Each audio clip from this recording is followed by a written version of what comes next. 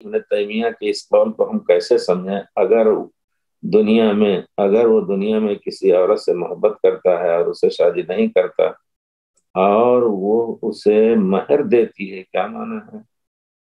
عربی کا لفظ پرانا فتح کبریٰ کا حوالہ دیا، آپ نے دیکھنا پڑے گا۔ وہ اسے مہر دیتی ہے اور اللہ سے آخرت میں اس کے لیے بیوی کی درخواست،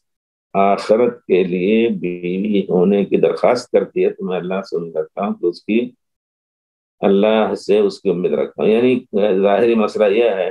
کہ اگر کوئی عورت ہے کسی سے شادی کرنا چاہتی ہے، بلکہ اگر ضرورت ہو تو مہر بھی دے دے گی، اگر وہ غریب ہے لیکن وہ اس سے شادی نہیں کر رہا ہے، تو ہو سکتا ہے اس کا دل اس کے ساتھ لگا ہو اور دعا کرے کہ اللہ تعالیٰ تو ہمیں آخرت میں اس کی بیوی بنائے، تو کوئی بعید نہیں ہے، امید کرتا ہوں جیسا کہ انہوں نے کہا، کیونکہ دعاؤں کی قبولیت، اور یہ بھی ایک جائز دعا ہے کہ عورت نیک آدمی سے شادی کرنے کی خود سے پہل بھی کر سکتی ہے اور دعا بھی کر سکتی ہے کہ اگر دنیا میں نہیں ہوا تو اللہ تعالیٰ ہمیں قیامت میں فلاں سے شادی کرا دینا، اس طرح کا۔